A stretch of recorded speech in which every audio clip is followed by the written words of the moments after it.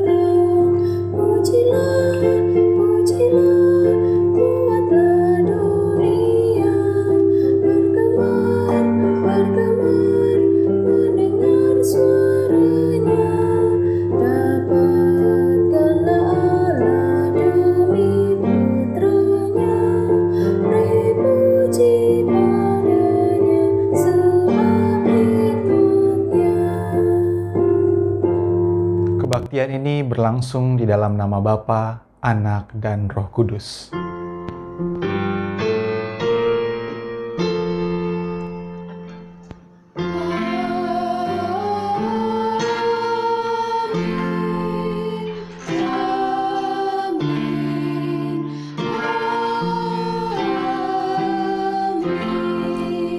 Kasih karunia Tuhan Yesus Kristus dan kasih Allah dan persekutuan Roh Kudus menyertai saudara sekalian. Dan menyertai saudara juga. Saudara-saudari, hari ini kita beribadah merayakan hari Minggu, hari Tuhan kita. Minggu ini kita belajar bahwa Yesus Kristus sebagai roti hidup mengorbankan dirinya dengan memberikan tubuhnya dan darahnya. Dalam Yohanes 6 ayat 53 dan 54, Yesus mengajak kita untuk makan daging dan minum darahnya untuk menerima kebangkitan. Artinya kita mengisi diri kita, pikiran, perasaan, angan-angan, hati, dan apa saja yang ada pada kita dengan pikiran dan perasaan Kristus.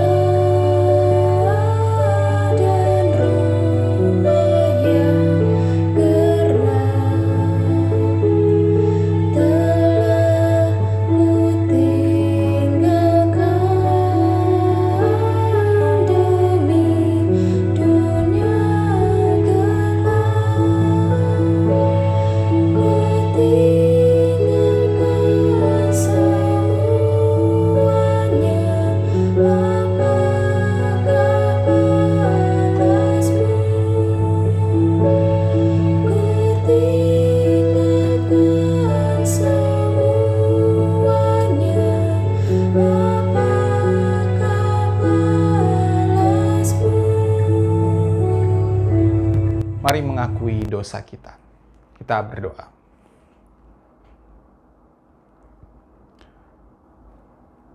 Ya Allah, Sang Roti hidup dan yang menghidupkan, kami menghadap hadirat-Mu dan mengaku bahwa kami adalah orang-orang berdosa. Engkau memberikan tubuh dan darah-Mu agar kami menerima kehidupan. Engkau menghendaki kami untuk mengisi hati dan pikiran kami dengan pikiran Kristus. Namun kami lebih senang memenuhi hati dan pikiran kami dengan segala sesuatu yang menyenangkan kami, lalu kami meninggalkan Kristus. Kami memilih mengikuti kehendak kami sendiri. Kasihanilah kami ya Tuhan, dan penuhilah hati serta pikiran kami dengan hati dan pikiran Kristus, demi kemuliaan nama-Mu. Amin. Saudara, terimalah berita anugerah Tuhan dari Mazmur 34 ayat 10. Takutlah akan Tuhan, hai orang-orang yang kudus, sebab tidak berkekurangan orang yang takut akan Dia. Demikianlah berita anugerah dari Tuhan. Syukur kepada Allah. Damai Kristus bagimu. Damai Kristus bagimu juga.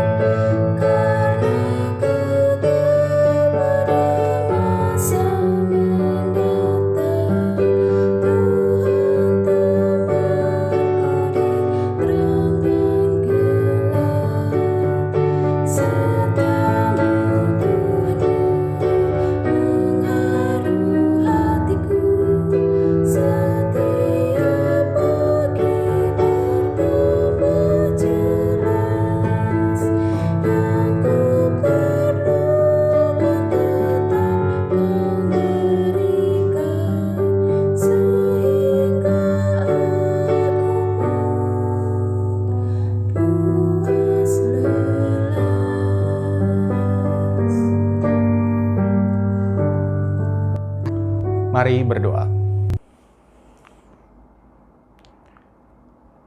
Ya Allah, kami datang hari Minggu ini, kami mengucap syukur karena Engkau adalah Allah yang menghidupkan. Saat ini kami datang, kami mau menerima firman-Mu. Biarlah Tuhan Engkau mengisi hati dan pikiran kami dengan firman-Mu, dengan Kristus yang menjadi manusia, dengan firman yang turun atas kami.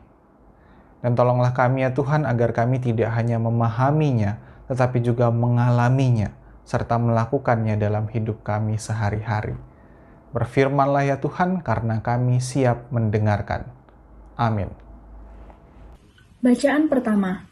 Bacaan pertama diambil dari Amsal 9 ayat yang pertama.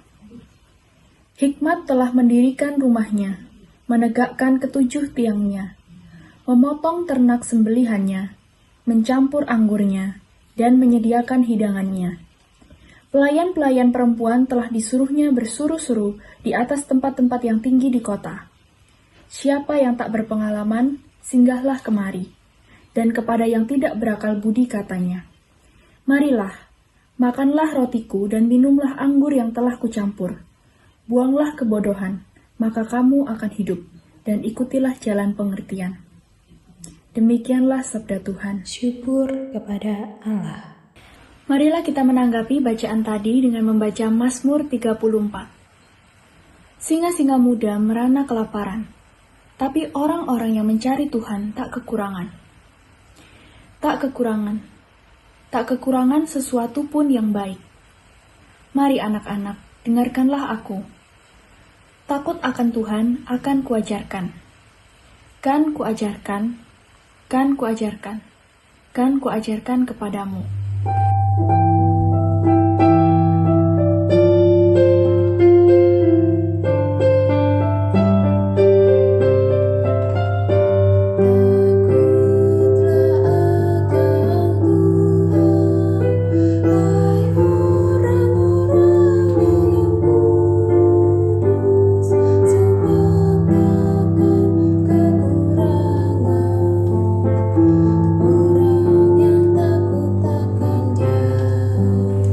Siapakah orang yang menyukai hidup, ingin umur panjang dan nikmati yang baik? Jaga lidahmu dari yang jahat, dan bibirmu dari ucapan menipu. Lakukanlah yang baik dan jauhi yang jahat, dan carilah perdamaian, berusaha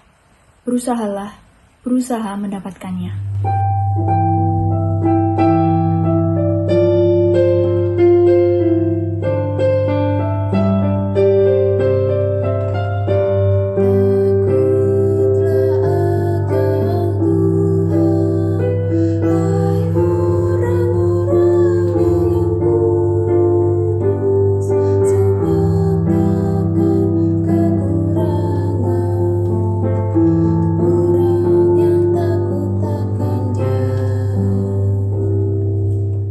Bacaan yang kedua terambil dari Efesus 5 ayat 20. Karena itu, perhatikanlah dengan seksama, bagaimana kamu hidup, janganlah seperti orang bebal, tetapi seperti orang arif. Dan pergunakanlah waktu yang ada, karena hari-hari ini adalah jahat. Sebab itu janganlah kamu bodoh, tetapi usahakanlah supaya kamu mengerti kehendak Tuhan. Dan janganlah kamu mabuk oleh anggur, karena anggur menimbulkan hawa nafsu. Tetapi hendaklah kamu penuh dengan roh, dan berkata-katalah seorang kepada yang lain dalam mazmur, kidung puji-pujian dan nyanyian rohani. Bernyanyi dan bersoraklah bagi Tuhan dengan segenap hati. Ucapkanlah syukur senantiasa atas segala sesuatu dalam nama Tuhan kita Yesus Kristus kepada Allah dan Bapa kita. Demikianlah sabda Tuhan. Syukur kepada Allah. Injil Yesus Kristus menurut Yohanes, pasal 6 ayat 51.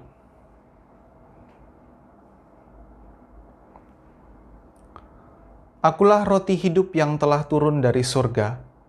Jikalau seorang makan dari roti ini, ia akan hidup selama-lamanya. Dan roti yang kuberikan itu ialah dagingku yang akan kuberikan untuk hidup dunia. Orang-orang Yahudi bertengkar antara sesama mereka dan berkata, bagaimana ia ini dapat memberikan dagingnya kepada kita untuk dimakan? Maka kata Yesus kepada mereka, Aku berkata kepadamu, sesungguhnya jikalau kamu tidak makan daging anak manusia dan minum darahnya, kamu tidak mempunyai hidup di dalam dirimu.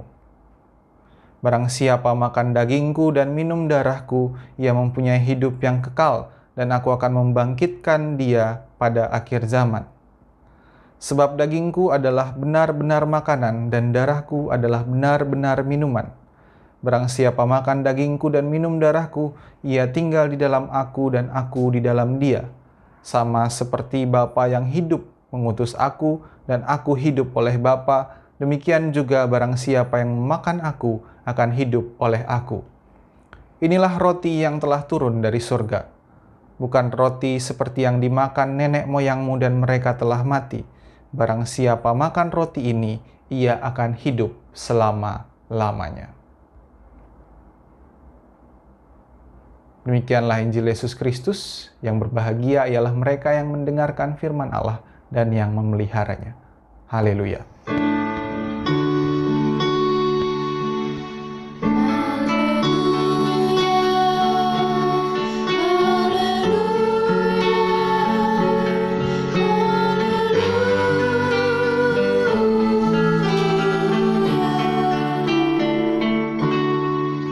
Selamat hari Minggu Bapak Ibu Saudara-saudari semuanya.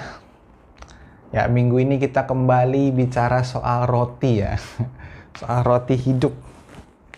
Nah, apa yang kita bayangkan ketika mendengar Yesus berkata, "Jikalau kamu tidak makan daging anak manusia dan minum darahnya, kamu tidak mempunyai hidup di dalam diriku." Atau ketika Yesus bilang, "Barang siapa makan dagingku dan minum darahku, ia mempunyai hidup yang kekal."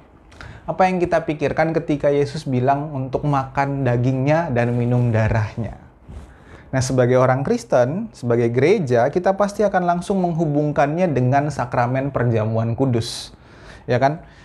Dalam sakramen perjamuan kudus, setiap perjamuan kita makan roti dan anggur yang melambangkan tubuh dan darah Kristus.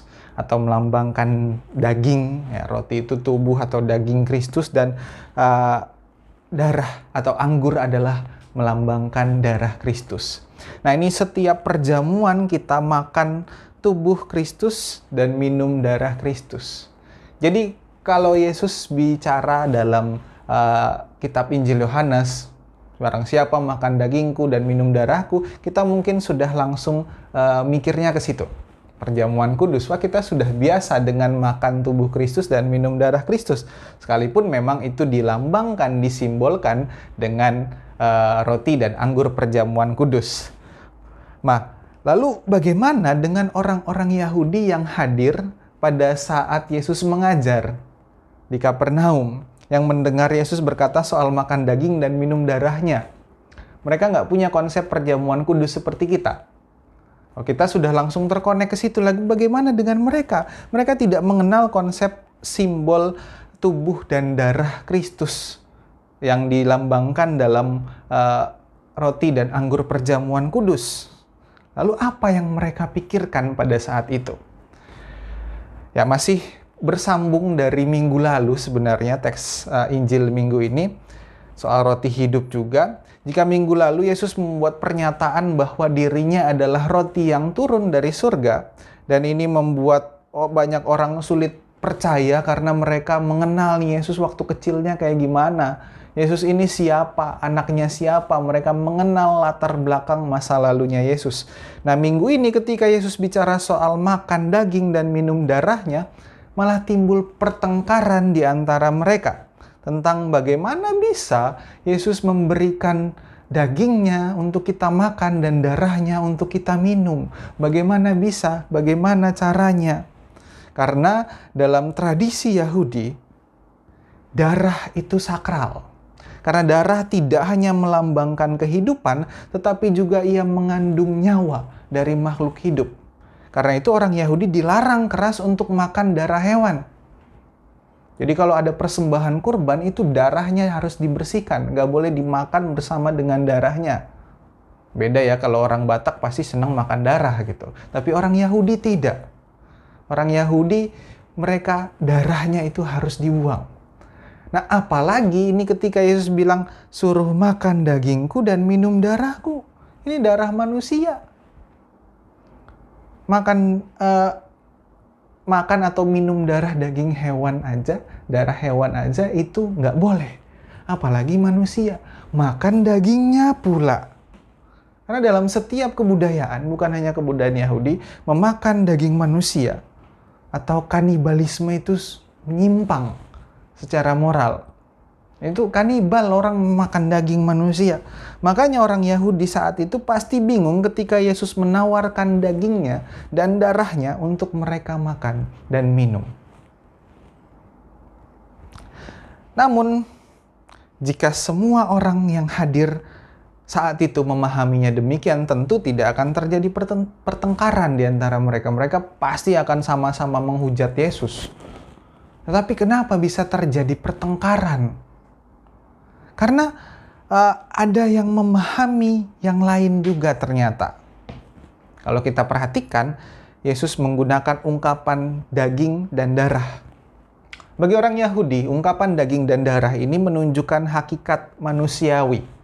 Artinya kemanusiaan yang seutuhnya, hati, pikiran, roh, jiwa, perasaan, harapan, angan-angan, ketakutan, kekhawatiran, semuanya.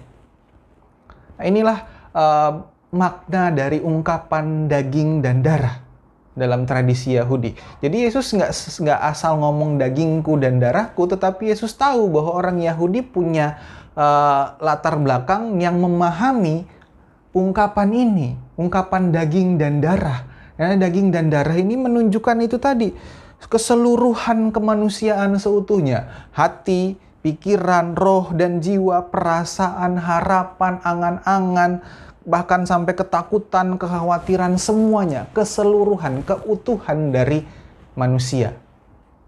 Itu daging dan darah dalam ungkapan orang Yahudi.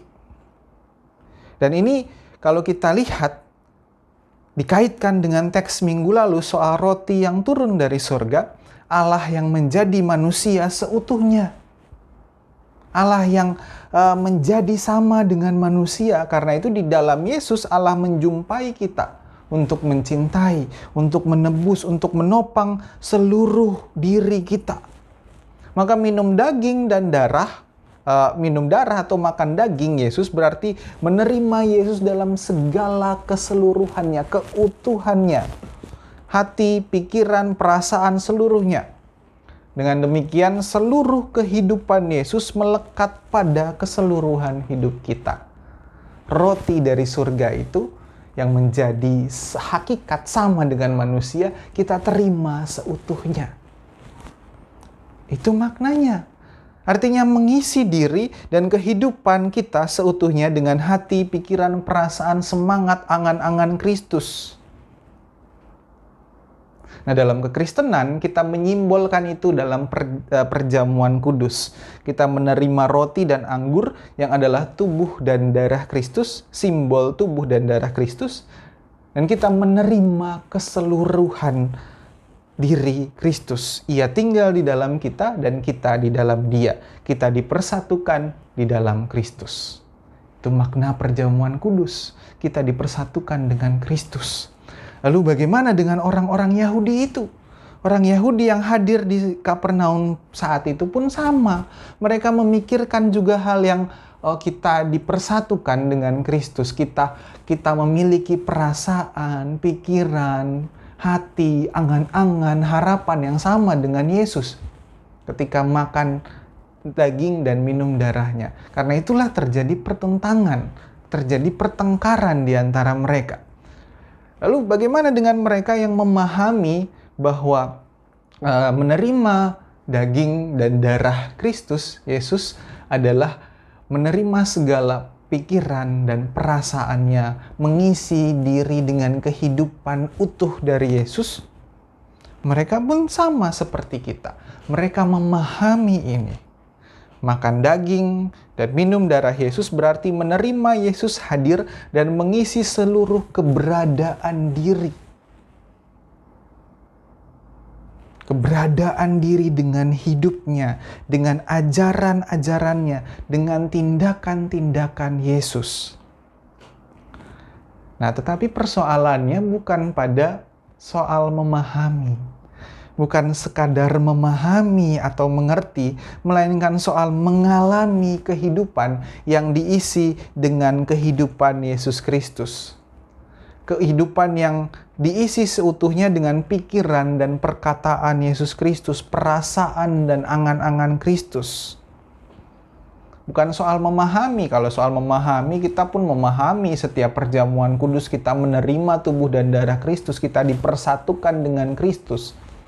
Kita mengisi diri kita dengan kehidupan, dengan pikiran, perkataan, dengan perasaan, harapan Yesus Kristus. Tapi apakah kehidupan kita benar-benar kita isi dengan teladan Kristus dalam perkataan dan tindakannya? Apakah kita sudah peduli seperti Kristus peduli mengasihi seperti Kristus mengasihi? Apakah kita sudah rela berkorban dan berbagi seperti Kristus juga rela mengorbankan dirinya dan berbagi dengan sesama? Apakah kita sudah membela yang tertindas dan menolong yang lemah sama seperti Kristus membela mereka yang lemah? Sudahkah kita menjalani dan mengalami Kristus? Bukan sekadar memahami bahwa kita dipersatukan dengan Kristus, tapi sudahkah kita mengalami hidup kita yang dipenuhi dengan hidup Kristus? Sudahkah hidup kita menjalani apa yang Kristus jalani di dunia ini? Dan biarlah ini menjadi perenungan kita bersama. Tuhan menyertai kita. Amin.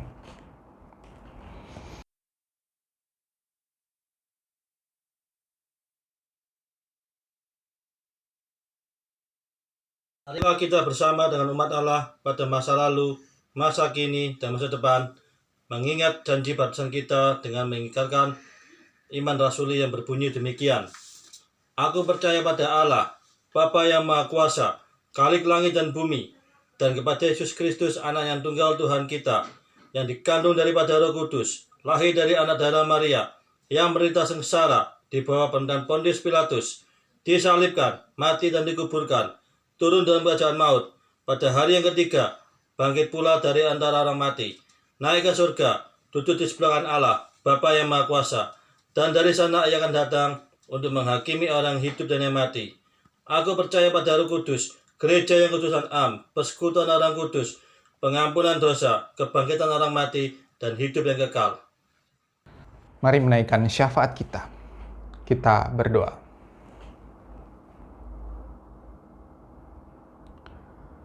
Ya Allah, kami bersyukur karena Engkau Allah yang begitu mengasihi kami. Engkau memberi dirimu, Engkau menyatakan dirimu agar kami menerima Kristus, dipersatukan dengan Kristus dalam seluruh aspek kehidupan kami, dalam pikiran, perasaan, hati, angan-angan, harapan kami. Kami isi dengan pikiran Kristus. Saat ini Tuhan, biarlah kehidupan kami juga menyatakan kasih dan kepedulian Kristus, menyatakan Yesus Kristus yang mau memberi dirinya, yang rela berkorban, berbagi dengan sesama.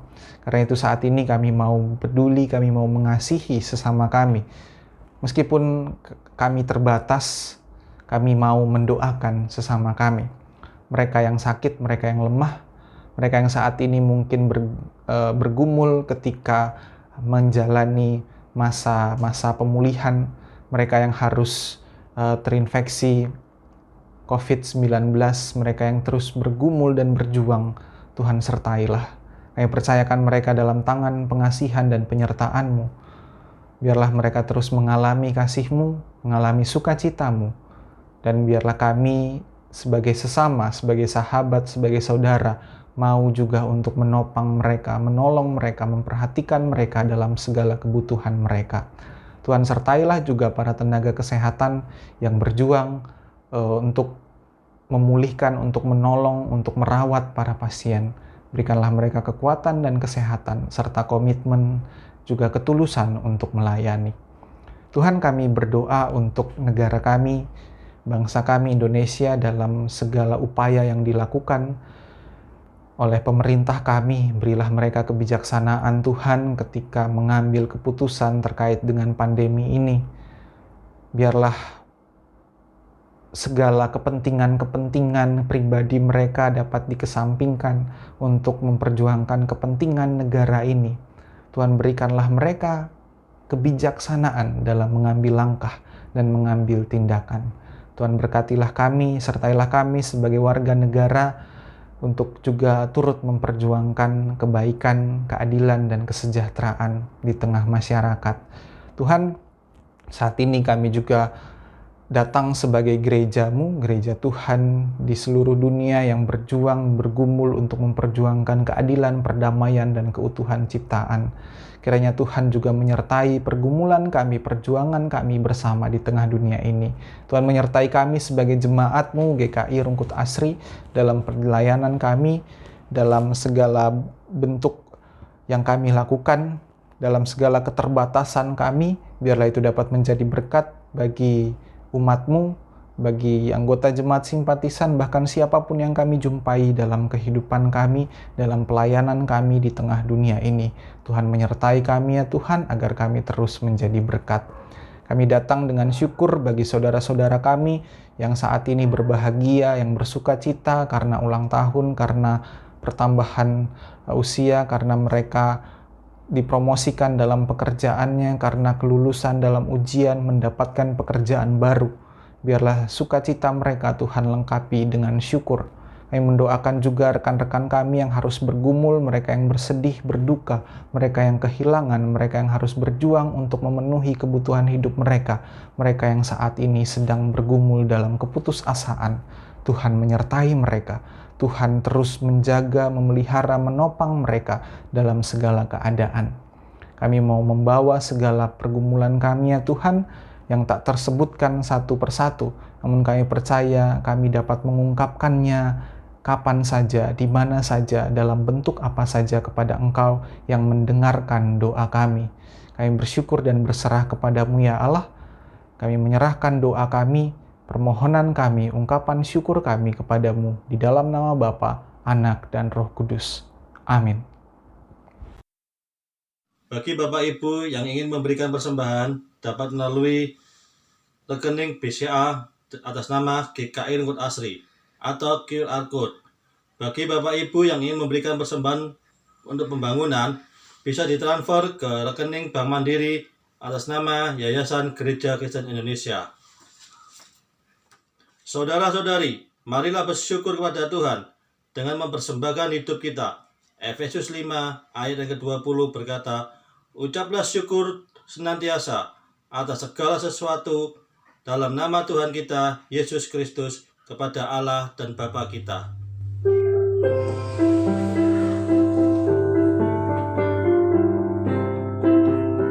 Ucap syukur pada Tuhan karena kita diselamatkan oleh-Nya. Senandungkan lagu baru, senandungkan lagu baru baginya. Nyanyikanlah dengan riang karena kasih setia Tuhan nyanyilah. Senandungkan lagu baru, senandungkan lagu baru baginya.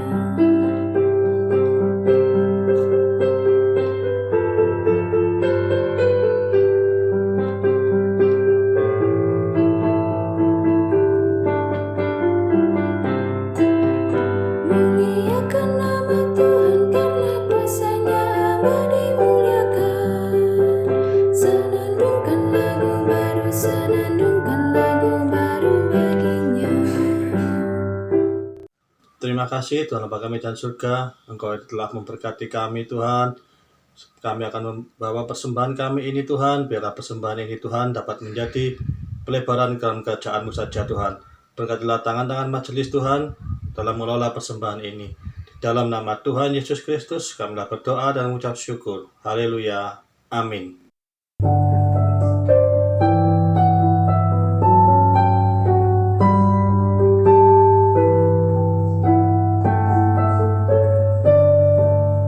Ya Tuhan, isi hidupku dengan anugerah, supaya dalam diriku citra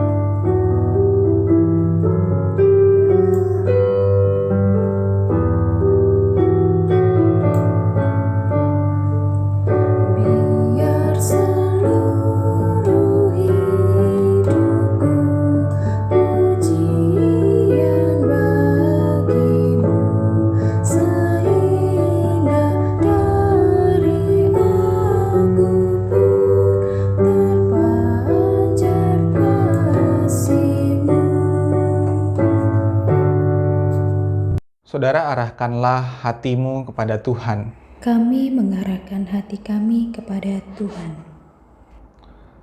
Jadilah saksi Kristus. Syukur kepada Allah. Terpujilah Allah Bapa, Anak, dan Roh Kudus. Yang tidak pernah memisahkan kita dari kasih-Nya sekarang dan selamanya. Kini terimalah berkat Tuhan dan jadilah berkat. Kiranya akan selalu ada uang di saku kita, tanda pemeliharaan Allah. Kiranya akan selalu ada karya bagi tangan kita untuk kita kerjakan. Kiranya sinar mentari selalu menerobos jendela dan menghangatkan seisi rumah kita, serta tetes hujan membasahi atap rumah kita. Kiranya akan selalu ada tangan seorang sahabat yang menggenggam kita dan tangan seorang asing yang kita genggam. Kiranya Allah Tritunggal Maha Kudus, Bapa, Anak, dan Roh Kudus menyempurnakan iman, harapan, dan kasih kita hari ini sampai selama-lamanya.